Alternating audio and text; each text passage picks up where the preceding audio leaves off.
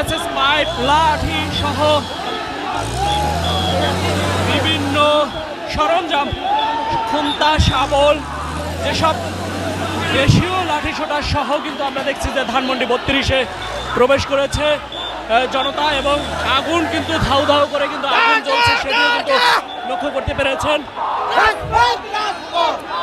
ধানমন্ডি যেন 5ই আগস্টের মতো আজ রূপ নিয়েছে। সেই দেখতে পাচ্ছেন যে ধানমন্ডি 32-এ যে বুলডোজার সেটি কিন্তু প্রবেশ করছে দীর্ঘ 3 ঘন্টা পরে, যেটিকে অপেক্ষা ছিল হাজারো হাজারো এখানের যে যারা ভাঙচুর করছে ধানমন্ডিকে, তারা কিন্তু অপেক্ষায় ছিল।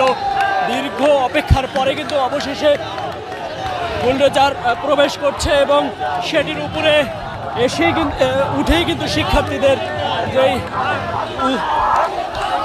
আওয়ামী লীগের আস্তানা ভেঙে দাও, ঘুরিয়ে দাও, সেই স্লোগান কিন্তু দিচ্ছে, আপনারা দেখতে পাচ্ছেন। এবং এখনই কিন্তু দেয়াল সহ ভবন ঘুরিয়ে দেবে কিন্তু সেটি দেখা যাচ্ছে। এবং আপনারা জেনে থাকবেন কিছুক্ষণ আগ পর্যন্ত কিন্তু দেয়াল যার হাতে যা ছিল সেগুলো নিয়ে এসে কিন্তু শিক্ষার্থীরা সহ উৎসুক জনতা এবং আওয়ামী লীগের যে আস্তানা ঘুরিয়ে দেওয়ার জন্য যারা এসছেন, তারা কিন্তু সবাই দেয়ালে ইট দিয়ে, শাবল দিয়ে, যার যা ছিল সেগুলো দিয়ে কিন্তু তারা দেয়াল ভেঙেছে, ভবনে আগুন দেওয়ার মতো ঘটনাও দেখেছি।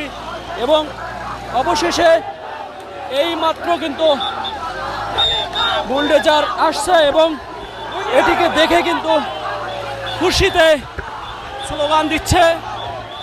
আপনারা দেখতে পাচ্ছেন যে হাজার হাজার যেই জনতা সেটি কিন্তু লক্ষ্য করতে পেরেছেন।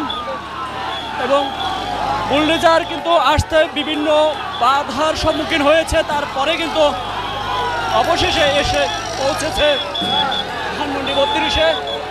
এখনই কিন্তু তারা ভাঙচুর চালাবে সেটি কিন্তু লক্ষ্য করা গেছে। এবং যদি বলা হয় যে এখানে যারা আসছে তাদের সবার হাতে কিন্তু লাঠি সোটা সহ কিন্তু তারা এসে লাঠি সোটা সহ তারা ভবনগুলো এবং দেয়ালগুলো ভেঙেছে, তবে পুরোপুরি ভাঙতে না পারলেও কিন্তু চেষ্টা চালিয়েছে, এবং সর্বশেষ কিন্তু বুলডোজার নিয়ে আসা হয়েছে। এবং এখনই কিন্তু তারা সেই যেসব ভবনগুলো বা দেয়ালগুলো ভাঙতে পারেনি সেগুলো কিন্তু ভাঙার চেষ্টা করবে।